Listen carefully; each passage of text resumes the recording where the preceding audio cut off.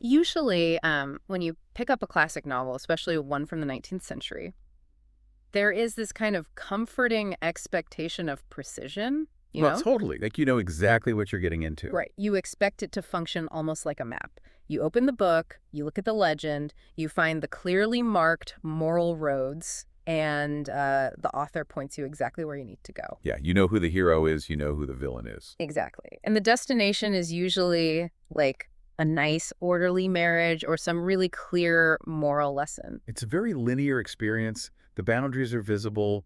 And I mean, as a reader, you are safely guided through this world that ultimately just reinforces the values of the society that produced it, Right. The goods are rewarded, the wicked are punished. or at least clearly condemned. Right. But then you step into the world of Emily Bronte's Wuthering Heights, and suddenly, like, that map is completely on fire. It really is. You are dropped into this literary and moral landscape that is just terrifying and chaotic and incredibly murky. I mean, the compass is spinning wildly. Yeah, because it operates in this state of deliberate narrative and moral ambiguity.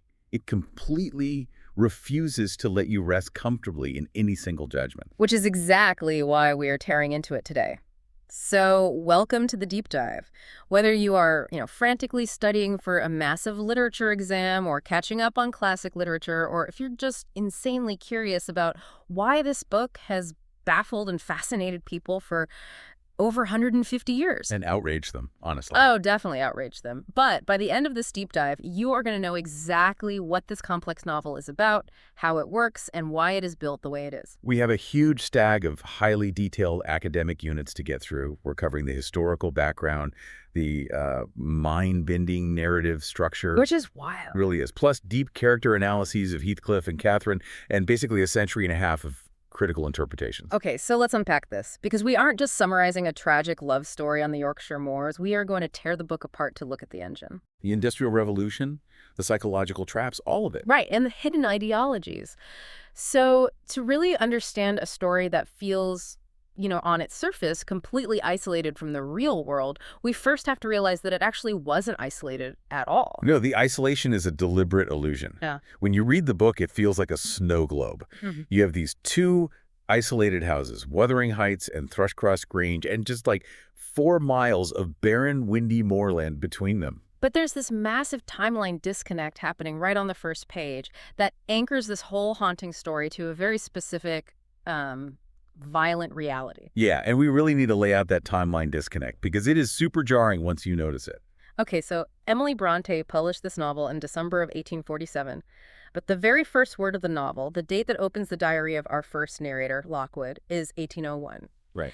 And then almost immediately, the story flashes all the way back to the 1770s. So she's writing in the late 1840s, but she sets the core action 75 years in the past. And that gap, that 75 years, is honestly perhaps the most crucial key to unlocking the entire novel. How so? Well, those specific decades correspond to one of the most massive, violent upheavals in human history, let alone English history. We're talking about the heart of the Industrial Revolution. Right, the shift from farms to factories. Exactly. It's this agonizing shift from a feudal agrarian society where, life was tied to the seasons and the land and these long-standing ancestral hierarchies to a ruthless, fast-paced, highly individualistic factory system. And if we look closely at the dates from the source material, the overlap is just staggering. Like, let's look at 1771.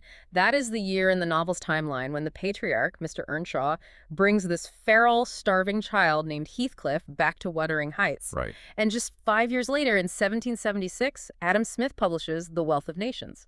Yeah, and The Wealth of Nations introduces the foundational principles of laissez-faire economics. It essentially argues for the invisible hand of the market, the pursuit of individual self-interest completely free from government or moral interference, and the accumulation of capital as the driving force of society. Which is, Heathcliff's arrival on the moors roughly coincides with the exact arrival of this new, aggressive economic philosophy in the real world. It's totally parallel. And then we trace the timeline forward to when Bronte is actually sitting at her desk writing the book around 1845 and 1846. England is not some quiet, pastoral haven at this point. No, England is on fire with the Chartist movement. Exactly. And just to impartially report on the historical context here, this was a massive, organized, working-class push for political rights. Factory workers were demanding suffrage, secret ballots, an end to property qualifications for parliament. They were essentially threatening a total revolution against the aristocratic haves by the industrial have-nots. And then, just to cap off that historical synchronicity, the year after Wuthering Heights is published 1848, which is also, tragically, the year Emily Bronte dies at just 30 years old. Karl Marx and Friedrich Engels publish the Communist Manifesto. Right. The entire atmosphere of Europe during the exact years Bronte is writing is just saturated with these deep political questions about class warfare, the exploitation of labor, and this violent clash between the old money and the new working class. Which totally shatters this incredibly persistent, almost cartoonish myth about the Bronte sisters. Oh, the myth of the isolated geniuses on the moors. Yes, people always picture these three shy, reclusive, naive girls, Charlotte, Emily, and Anne, scribbling away in total isolation, completely disconnected from the politics of the day, just, dreaming up romance. The historical reality just demolishes that myth entirely. I Yeah. mean, they lived in Holworth, which was a village right in the industrial district of Yorkshire. Holworth was not some untouched Eden. Not at all. It was located right near rapidly growing, heavily industrialized areas like Cayley and Bradford. These places were epicenters for working-class movements, Luddite riots, massive labor lockouts. And their own father, Patrick Bronte, was a living embodiment of this class mobility and tension. I mean, he wasn't born into the English aristocracy. No, he's an Irish immigrant. He was born into a poor peasant family in County Down, and he managed, through just sheer will and intellect, to work his way up through Cambridge University to become a respectable Anglican clergyman. And he was super politically active in Hamworth, right? Very active. He was heavily involved in local disputes between mill owners and workers. Emily and her sister Charlotte also went to school in Halifax, where the Chartist movement was incredibly strong. Wow. Yeah, in 1838, there was a massive Chartist torchlight rally that took place just a few miles from where they lived. So they literally could have seen the fires. Exactly. The tension was so palpable that Queen Victoria actually had to declare those meetings illegal and deploy the military to the north of England to prevent a full-scale uprising. So Emily Bronte saw the smokestacks. She heard the riots. She knew the tension. She intimately knew the cost of that rapid urbanization, too. Because with the factories came the slums, and with the slums came disease. Right. The sanitary conditions in places like Haworth during the 1840s were just horrific. Our sources point out that the local graveyard literally drained into the village water supply. It's horrifying. Life expectancy was devastatingly low. Emily Bronte was surrounded by cholera, typhoid, and tuberculosis. These weren't abstract concepts to her, they were just the daily reality. And if you look at the novel, you can see it. Characters don't just, swoon and die of broken hearts. No, the book is littered with visceral, brutal deaths from consumption and fever. Frances Earnshaw dies of tuberculosis. Edgar Linton dies of illness.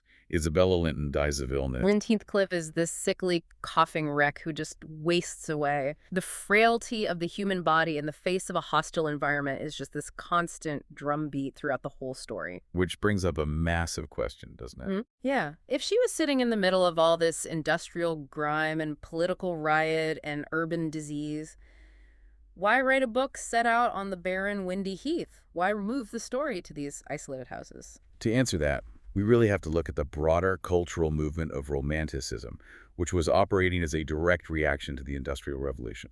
Think of Romanticism as a societal immune response. Oh, that's a great way to phrase it. Yeah, society is suddenly infected with the smoke, the mechanical logic, and the dehumanizing grind of the factory floor, where people are just being treated like cogs in a machine. Yeah. So writers and artists react by swinging violently in the opposite direction. They idealize nature. They idealize raw, untamed emotion. Right, the heroic and the commonplace. They look for the sublime, that which is beautiful but also terrifying and larger than human comprehension. Romanticism sought to elevate the individual's imagination and intuition and wildness, way above the strict despotic rationality of the mechanical age. So by setting her novel on the moors, Bronte strips away the distraction of the city to create this pure laboratory for these colliding forces. She sets up this massive fundamental contrast. On one side of the moor, you have Thrushcross Grange. Thrushcross Grange is the old world. It is the landed gentry.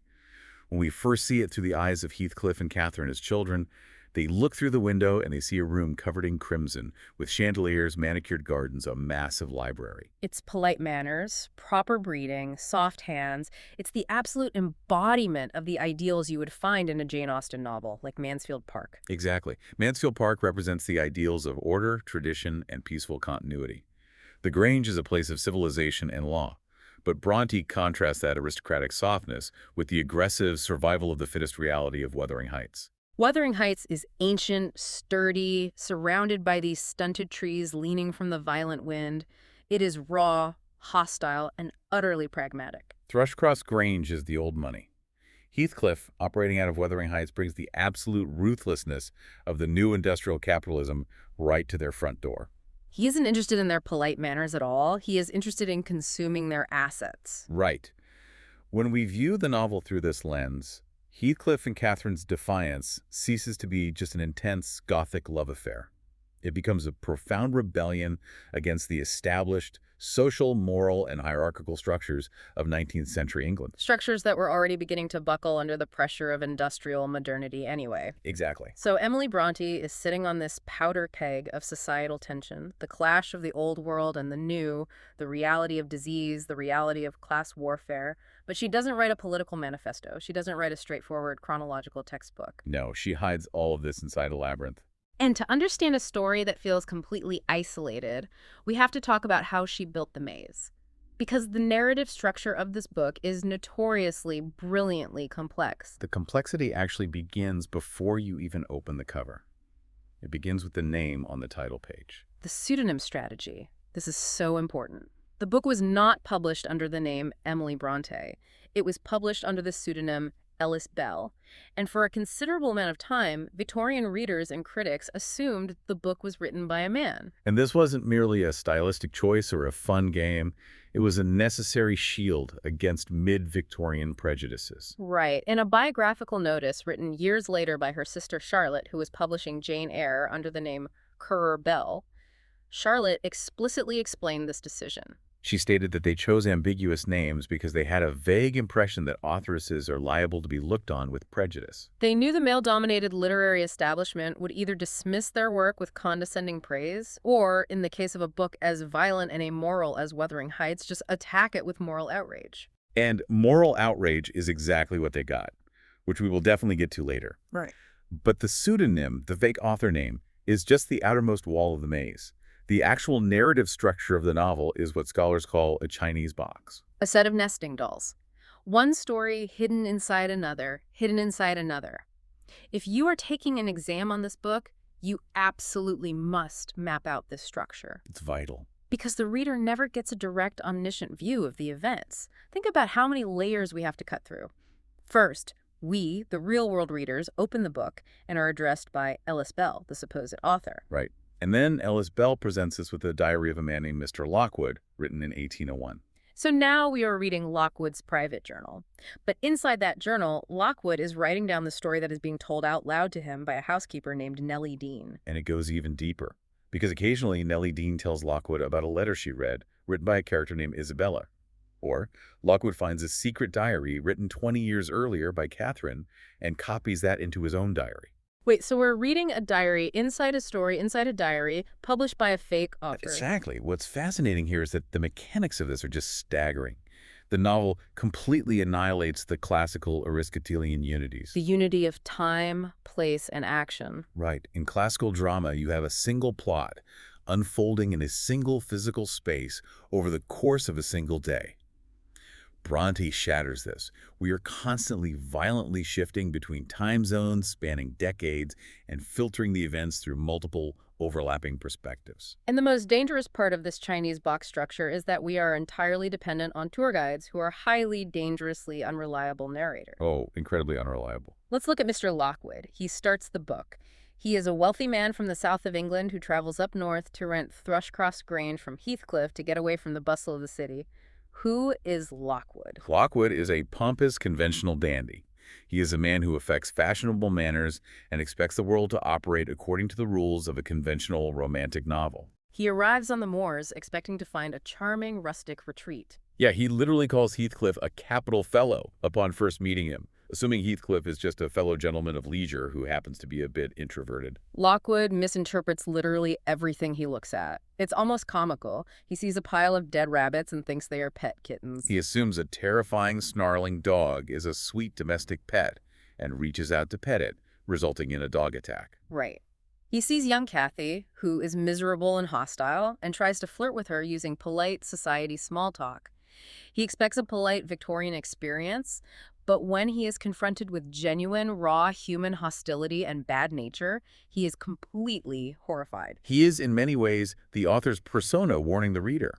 Bronte's using Lockwood to say, if you come into this book expecting a polite, morally clear Victorian romance, you are going to be shocked, alienated, and completely lost, just like Lockwood. Because Lockwood gets trapped in a snowstorm at Wuthering Heights, has a terrifying supernatural nightmare where the ghost of Catherine grabs his wrist through a broken window, and he is so traumatized, he flees back to the Grange and gets deathly ill. And while he is recovering in bed, he asks his housekeeper, Nellie Dean, to tell him the history of the neighborhood.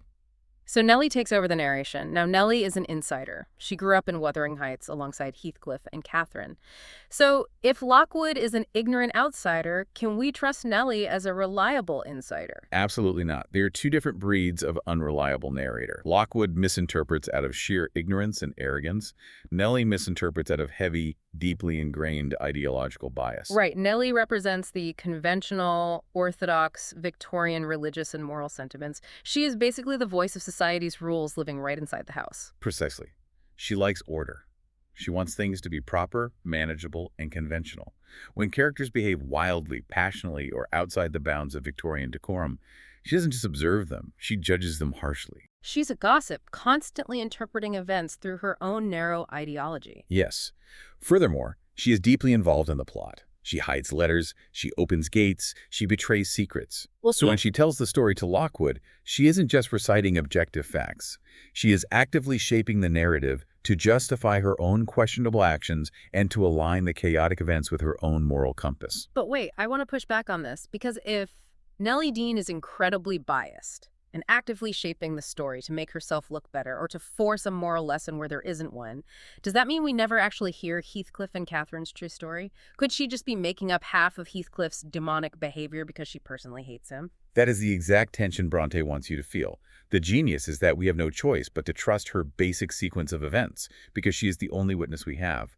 But we had to constantly second-guess her interpretation of those events. There is a brilliant analogy from the source material that conceptualizes this beautifully. Treat the novel like a cinematic experience. The movie analogy. This is the best way to understand the Chinese box.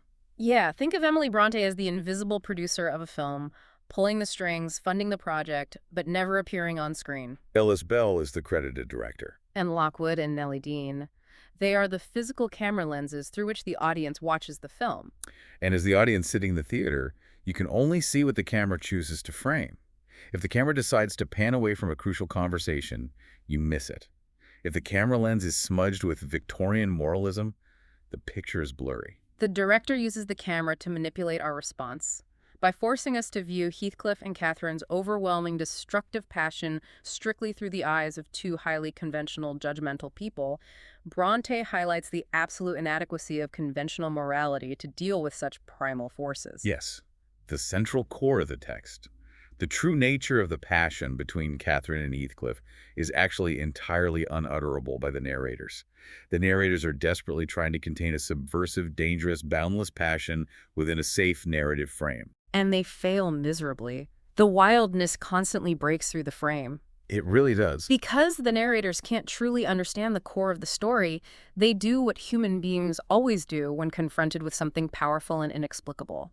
They project their own deepest fears onto it.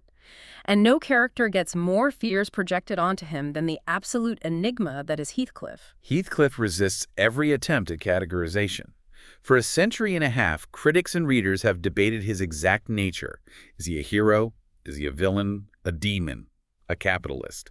The standard literary boxes simply shatter when you try to force him into them. To understand the sheer disruption he causes, we have to start at his origin, because his arrival on the moors is the catalyst for the entire tragedy.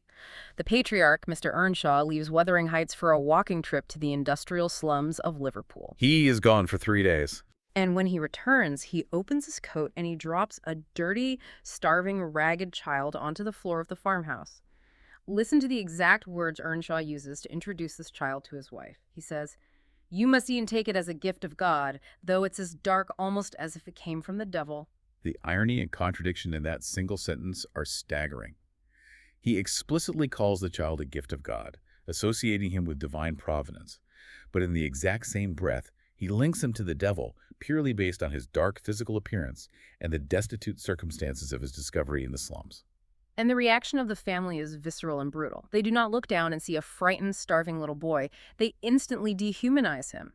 The text notes that the family constantly refers to Heathcliff as an it, a thing, an unclaimed creature. Catherine, who is just a child herself at this point, actually spits at him. It is a traumatic induction into a society that instantly and violently rejects him as an alien presence. And this brings us to a crucial mystery at the heart of the character. What exactly is Heathcliff's racial or ethnic background? Emily Bronte deliberately leaves it as a blank space. She gives us hints, but never an answer. Characters constantly reference his dark complexion. He is called a Lascar, which was a term for an Indian sailor. He is called a gypsy, a Spanish castaway, and an American or Spanish ex-workhouse brat. This raises an important question because it touches upon 19th century Orientalism and the prevalent colonial tropes of the Dark Continent. In the rigid Victorian mindset, there was a deeply ingrained racist binary. The white European races were associated with civilization, scientific intellect, and cold reason. Right. The darker races, whether from Africa, Asia, or even the impoverished Irish, were associated with uncontrolled passion, wild nature, and magic. So by making Heathcliff visibly dark and leaving his actual origins completely mysterious, Bronte is actively tapping into the deepest colonial and class anxieties of her Victorian readership. Heathcliff is the ultimate other. He is the outside world, the empire, the slums, the unknown, brought right into the sacred heart of the English domestic sphere, sitting by the fire. And because he is so alien and so threatening, popular culture over the last century has tried very hard to smooth out his rough edges to make him palatable. Hollywood, in particular, loves to label him as the ultimate romantic hero or a Byronic hero. You know, the brooding, tall, dark, handsome man who is cruel to the world but tender to the woman he loves because he is just so deeply misunderstood. But if you actually read the text, the book completely deconstructs and mocks this idea. He is absolutely not a standard romance hero. He isn't. A Byronic hero, named after the poet Lord Byron, usually suffers from sort of poetic melancholy. They feel alienated because society is simply too crass to understand their sensitive aristocratic souls. But Heathcliff does not care if society understands him. No, he does not have a sensitive soul. He is actively, relentlessly sadistic. He is cold, calculated, and deeply violent. He hangs a dog, he beats his wife, he physically abuses children. There is an incredible sequence in the novel that directly addresses this romantic fantasy. Isabella Linton, who grew up rich, sheltered, and surrounded by books at Thrushcross Grange, becomes completely infatuated with Heathcliff. She superimposes this romance hero fantasy onto him. She thinks his cruelty is just a mask, and that if she marries him, her pure love will save him and reveal his tender heart. And Heathcliff actively despises her for it. Once they are married, he treats her with unimaginable cruelty. He literally tells Nellie Dean that Isabella had formed a fabulous notion of his character, expecting chivalrous devotion. He says it is Isabella's own fault for projecting a false literary trope onto a man who has never shown her a single ounce of kindness. He demolishes the very concept of the romance hero right on the page, punishing Isabella for being foolish enough to believe in it. Okay, so if he isn't a romance hero, what is he? How do we define his function in the story? The critical consensus points to him being a disruptionist, a force of nature. Yes. If we look at him sociologically, Heathcliff is the ultimate victim of brutal class oppression. After Mr. Earnshaw dies, his biological son, Hindley, inherits Wuthering Heights. Hindley is terrified of Heathcliff's power, so he degrades him. He strips Heathcliff of his education, bans him from the sitting room, and forces him to work outside in the dirt as a common laborer, subjecting him to constant physical beatings. He basically grinds him down into an animal. But then, Heathcliff runs away. He disappears for 3 years. And when he comes back, the transformation is terrifying. He comes back an adult. He is physically imposing. He looks like a gentleman, and he is suddenly immensely wealthy. But he hasn't returned to assimilate into society. No, he has returned to use society's own weapons to annihilate his oppressors. That is the central mechanism of his revenge. He does not use a sword or a gun. He uses the very tools of civilization that were used to exclude him: money, property law, education, or the denial of it, and the institution of marriage. Which requires a brief understanding of 19th century law. Heathcliff knows that Hindley has become a gambling addict. So Heathcliff moves back into Wuthering Heights and essentially acts as a predatory lender. He plays cards with Hindley, encourages his addiction, and slowly buys up all of Hindley's massive debts until Heathcliff literally holds the mortgage on the Wuthering Heights estate. When Hindley dies, his son Hareton inherits nothing but debt, allowing Heathcliff to legally take ownership of the ancient family home. He legally steals Wuthering Heights, but he doesn't stop there. He wants Thrushcross Grange, too. To get the Grange, he exploits the laws of coverture and entailment. Under coverture, a woman's legal rights were subsumed by her husband upon marriage. Her property became his property. So Heathcliff elopes with Isabella Linton. By marrying her, he places himself in the line of succession for Thrushcross Grange. Later, he forces a marriage between his own sickly son, Linton, and Edgar Linton's daughter, young Cathy. He literally locks young Cathy in a room until she agrees to the marriage. Which is horrific. Once they are married, Heathcliff's son inherits the Grange, and when the sickly son dies shortly after, Heathcliff legally assumes control of both estates. He is individualistic capitalism operating without a single shred of moral restraint. He takes Hareton, the rightful heir of Wuthering Heights, and brutally denies him an education, forcing him to work as a farmhand, doing exactly what Hindley did to him. He perpetuates the cycle of abuse with absolute legal precision. Which brings us to the theological debate, because while he is a capitalist mastermind, the language the other characters use to describe him is constantly supernatural. He is repeatedly called a demon, a fiend, a ghoul, an incarnate goblin. To understand this, we have to look at Emily Bronte's own highly unorthodox religious views. Remember, she grew up in a parsonage. Her father was an Anglican clergyman. She was entirely steeped in the heavy theological debates of her day: Calvinism, Methodism, evangelicalism. These were doctrines heavily focused on original sin, predestination, and the terrifying reality of eternal damnation in hell. But Bronte's personal writings and poetry suggest she radically diverged from these orthodoxies. She largely rejected the traditional Christian concepts of an afterlife, divided neatly into a fiery hell of eternal torment and a heaven of golden harps. Her theology, as expressed through the novel, suggests a belief that hell exists strictly on earth. Suffering happens here, in the physical world, and it is through enduring this earthly purgatory that the soul is ultimately purged, purified, and freed. Meaning that once a soul has suffered sufficiently in this life, it has paid its debt. There is no lingering punishment after death. Exactly. Apply that unorthodox theology to Heathcliff. Towards the very end of the novel, Heathcliff stops eating. He is wasting away, staring out the window, completely consumed by his impending reunion with Catherine's ghost. And Nellie Dean, representing conventional, panicked Victorian religion, begs Heathcliff to repent for his lifetime of cruelty, to ask God for forgiveness so he doesn't burn in hell. And Heathcliff's response is one of the most chilling, profound moments in the book. He looks at her and says, "I have nearly attained my heaven, and that of others is altogether unvalued and uncoveted by me." He utterly refuses to repent because he does not recognize the authority of a cosmic judge. He believes he has already served his time in the earthly hell of his childhood abuse, his degradation, and the agonizing decades-long separation from Catherine. He has paid his dues. His concept of heaven isn't a place of moral reward or golden gates. His heaven is total, elemental reunification with Catherine's spirit on the moors. Once his hatred has finally burned itself out, he simply starves himself to death to cross the threshold and reach her. It is a total rejection of conventional Christian morality. So Heathcliff acts as a wrecking ball coming from the outside, violently smashing against the moral and class structures of society. But that is only half of the dynamic. Because while Heathcliff attacks from the outside, Catherine is forced to navigate these suffocating societal rules from the inside. And her trajectory is equally tragic, but much more insidious.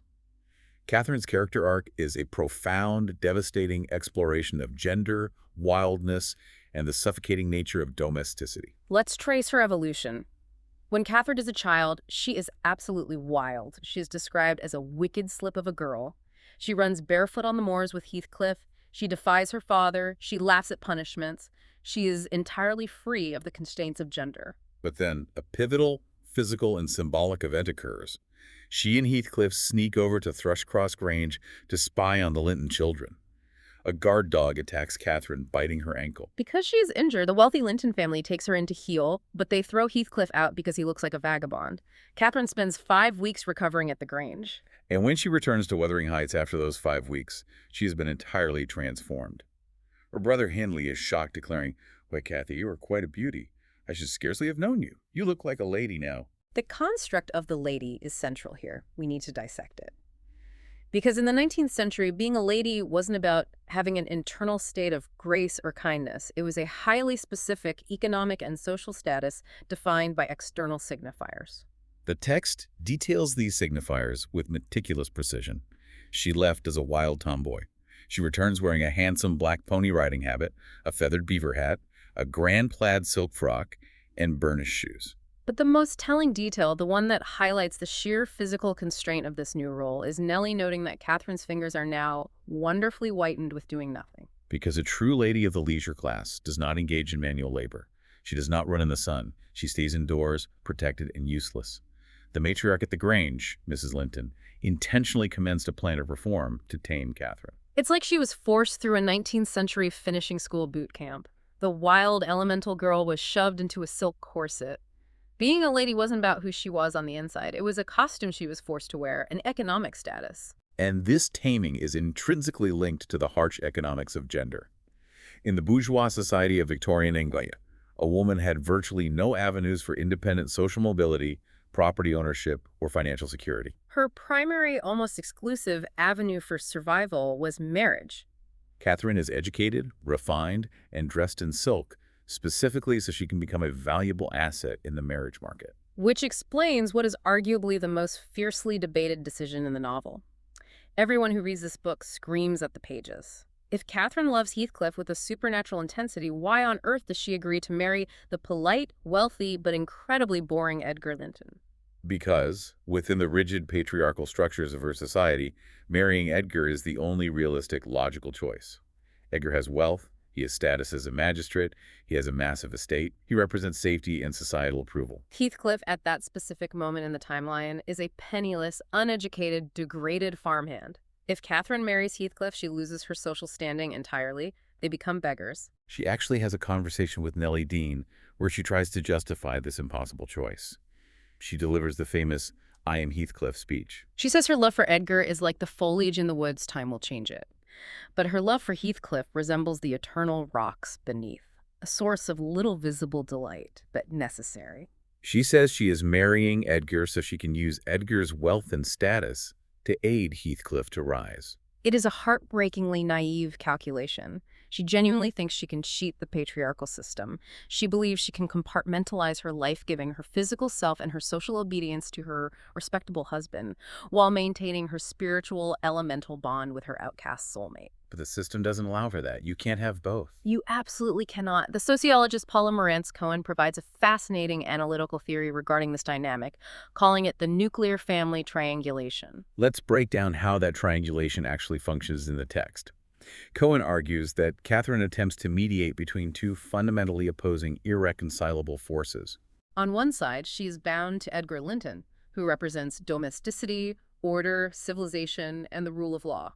And on the other side, she is tethered to Heathcliff, who represents wildness, freedom, raw energy, and the pre-social self. Catherine tries to keep both of these men in her orbit, acting as the bridge between nature and culture. But the structural tension of being stretched between those two extreme poles is physically and psychologically impossible to sustain. It literally tears her apart. When Heathcliff returns and the conflict between the two men comes to a violent head in her living room, Catherine's mind breaks. She locks herself in her room, develops a raging brain fever, stars herself, hallucinates, and ultimately dies prematurely after giving birth to a daughter. Her death is highly symbolic. She cannot be accommodated in the patriarchal society because her spirit fundamentally refuses to adhere to the strict codes of 19th century femininity, where total loyalty and submission to the husband is paramount. She refuses to be fully domesticated, and because she cannot exist as a wild creature in a civilized world, the world destroys her. This directly ties into the overwhelming prison motif that suffocates the entire novel. Wuthering Heights is filled with literal and metaphorical prisons. Lockwood is physically trapped at the Heights by the weather and the aggressive dogs. Isabella is legally and physically locked up by Heathcliff. Young Kathy is kidnapped and locked in a bedroom. But Catherine Earnshaw's prison is the most profound. She is trapped by her gender, her physical body, and her society. When she is delirious, tearing at her pillow with her teeth near the end of her life, she articulates this perfectly. She looks out the window towards the moors and cries out that she is tired of this shattered prison. She is referring to her failing physical body, but equally to her agonizing social role as Mrs. Linton. She yearns to escape into that glorious world, not seeing it dimly through tears, but really with it and in it. If we connect this to the bigger picture, feminist critics heavily emphasize that Catherine's agonizing feeling of enclosure mirrors the lived experience of Emily Bronte herself and of countless women of her time. They were legally, economically, and socially enclosed in a culture of female subordination. So the very act of writing this terrifying, violent, boundary-breaking novel was Emily Bronte's way of breaking out of the prison. It was an act of profound transgression, a way to force her unapologetic, untamed voice into the public man's world. Catherine couldn't survive the cage, but Emily Bronte used her pen to shatter it. Precisely. Catherine's refusal to be silently contained is the author's refusal manifested on the page. Because Heathcliff and Catherine absolutely refused to play by society's rules, and because Emily Bronte built a narrative structure that refused to offer a comforting, easy-to-read map of morality, the literary establishment didn't know what to do with the book. Literary critics have spent the last 150 years practically losing their minds trying to decode it. Which brings us to the fascinating history of how the world reads the novel. Academics generally divide this critical history into three broad phases. Let's start with phase one. This is the early phase, right after publication in 1847. We can basically summarize this phase with two words: moral outrage. The initial reviews were absolutely vicious. The Victorian reading public was entirely unprepared for it. One prominent reviewer famously described reading it as experiencing action-laden hell. Critics found it brutal, savage, and deeply repellent. You have to remember the context. In the Victorian era, serious literature was expected to be didactic. A novel was supposed to be a tool for moral instruction. Wuthering Heights does the exact opposite. It shows a man destroying everyone around him and claiming he has attained heaven. The blowback was so intense that after Emily died, her sister Charlotte felt compelled to run damage control. She wrote a preface for the 1852 edition of the novel. Charlotte's 1850 preface is a masterpiece of apologetic, defensive marketing. She was desperately trying to salvage her sister's posthumous reputation in a highly judgmental society. To do so, she essentially paints Emily as a naive, isolated, almost instinctual creature who didn't fully comprehend the darkness of what she was writing. The imagery Charlotte uses is brilliant but incredibly condescending.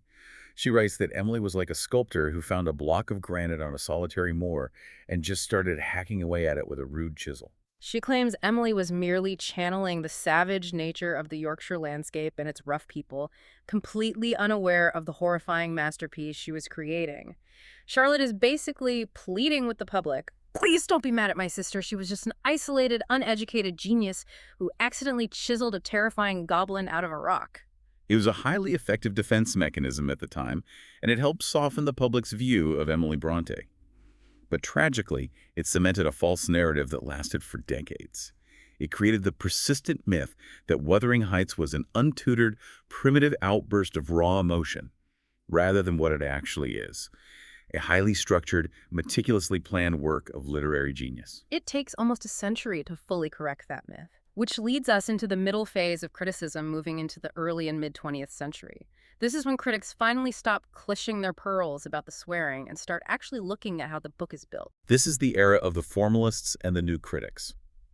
Early on in this phase, you still had highly influential gatekeepers like F.R. Leavis, who acknowledged the book's undeniable power but dismissed it as a sport. In biological terms, a sport is an anomaly, a freak of nature that has no descendants. But other critics started opening the hood and looking at the engine, and they realized, wait a minute, Charlotte was lying. This isn't a wild, accidental rock carving. This is a Swiss watch. The turning point was a famous essay by C.P. Sanger. He actually sat down and mapped out the chronology of the novel.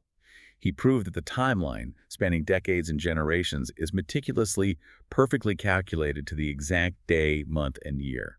There are no chronological errors. Furthermore, Sanger demonstrated that Emily Bronte possessed a flawless, expert-level understanding of complex 19th century inheritance laws, coverture, and property rights, which Heathcliff utilizes with legal perfection to steal the estates. They also started tracking the intricate structural motifs. A critic named Dorothy Van Gant wrote a seminal piece pointing out the constant, deliberate use of windows and doors in the text. Windows aren't just glass. They are the fragile barriers separating the inside civilized world from the outside wild nature, separating the living from the ghosts. The formalists proved definitively that the novel was a work of supreme, conscious, artistic intellect. They recognized the cosmic architectural balance of the book, the deliberate contrast between the storm of the heights and the calm of the Grange, playing out over two separate generations. Here's where it gets really interesting, though, because then we cross into the modern phase of criticism, covering roughly the last 50 years. And this is where the analysis explodes into entirely new dimensions. Modern critics take that perfect structure and they apply powerful new theoretical lenses to it: feminism, Marxism, and deconstruction. Let's examine the feminist lens first, focusing heavily on Sandra Gilbert and Susan Gubar's highly influential work, The Madwoman in the Attic. Gilbert provides a revolutionary reading of the text, calling Wuthering Heights a Bible of hell. It sounds provocative, but the logic is incredibly tight.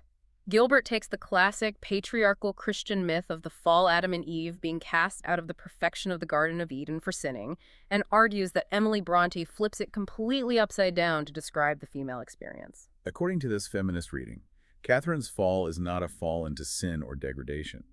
When Catherine is a young tomboy on the moors with Heathcliff, running wild, answering to no one, and existing as an absolute equal to her male counterpart, that is her paradise. Her Eden is wildness and equality. Her fall happens the moment she is taken to Thrushcross Grange and forced into the corset of Victorian womanhood. She falls from the heaven of her wild childhood equality into hell of civilized, male-dominated society. Being civilized, becoming a lady, is the actual punishment. Now, running parallel to that, we have the Marxist interpretation. And to be clear, we are examining this strictly as a tool of academic literary analysis to understand how scholars view the text's economic dynamics. The prominent critic, Terry Eagleton, uses a Marxist framework to look at Heathcliff through the strict lens of class struggle and capital. Right. So, impartially reporting on this perspective, Eagleton doesn't care if Heathcliff is a demon or a romantic hero. Eagleton sees Heathcliff as the ultimate embodiment of the oppressed, starving working class. He is the child of the Liverpool slums who is beaten, exploited, and degraded by the landowning aristocratic elite represented by Hindley Earnshaw. Heathcliff's rage is the justifiable rage of the proletariat. But Eagleton identifies a profound and tragic contradiction in Heathcliff's rebellion. Heathcliff violently overthrows his aristocratic oppressors, but he does not dismantle the system of oppression to create equality. Instead, he simply replaces them. He becomes a ruthless, accumulating capitalist himself. He uses the cruel tools of capitalism, debt manipulation, property acquisition, and forced labor to dominate everyone around him. He represents both the oppressed working class and the terrifying, ruthless triumph of the new capitalist order. Finally, we must touch on deconstructionism, which is perhaps the most challenging and liberating lens of all. Deconstructionist critics look at all these different theories: the moral outrage, the formal structure, the feminist rebellion, the Marxist class struggle, and they argue that there's actually no single central truth to Wuthering Heights at all. Wait, I need you to explain that because my head is spinning. After an hour of breaking down all these massive underlying meanings, you're saying the academic conclusion is that there is no meaning. Not that there is no meaning, but that there is no single stable meaning. Deconstructionists argue that Emily Bronte intentionally designed the novel to deflect and frustrate any attempt to pin down one ultimate moral, historical, or psychological truth. The very lack of an ultimate moral is its greatest strength. The wildness always escapes the boundaries. Precisely. The text is a void that forces the reader to construct the meaning. So, after ripping up the map and walking through the fire, where does that leave us? We have covered an immense amount of territory today. If you are sitting down for an exam on this novel tomorrow, you are armed with the heavy artillery. We have anchored the novel in its true historical context, moving past the myth of the isolated Bronte sisters to reveal a text deeply engaged with the trauma of the Industrial Revolution, class upheaval, and the reality of urban disease. We've mapped out the mind-bending Chinese box narrative structure, exposing how Lockwood's ignorance and Nellie Dean's Victorian bias act as distorting camera lenses, intentionally hiding the unutterable core of the story. We've deconstructed the enigma of Heathcliff, tearing down the romantic hero trope to reveal a capitalist disruptionist who weaponizes society's own laws against it, operating under an unorthodox theology where heaven is attained through earthly suffering. We've analyzed Catherine's devastating trajectory, showing how the societal construct of the lady and the brutal economics of the Victorian marriage market became a shattered prison that literally tore her apart. And we've traced 150 years of critical evolution, from early Victorian moral panic to the formalist discovery of its flawless architecture, down to modern feminist, Marxist, and deconstructionist interpretations. It is a towering masterpiece precisely because it refuses to be just one thing. Which brings us to our final provocative thought for you to take away. We just spent a lot of time talking about how Lockwood and Nellie Dean couldn't understand the story because they projected their own narrow 19th century ideology onto it. And we've seen how modern critics project their own feminist or Marxist ideologies onto it. This raises the ultimate question for anyone who opens this book today. If every narrator, every character, and every critic is ultimately just projecting their own worldview onto the text, what are you projecting onto it? Exactly. Is Wuthering Heights essentially just a giant gothic psychological mirror? When you look into the wildness of the Yorkshire moors, are you really seeing Emily Bronte's world? Or are you just seeing your own society, your own anxieties, and your own hidden desires staring back at you? It is something to seriously consider the next time you try to navigate a classic. Because sometimes the author burns the map for a reason. They want you to get lost so you can find out how you actually navigate the dark. Thanks for joining us on The Deep Dive.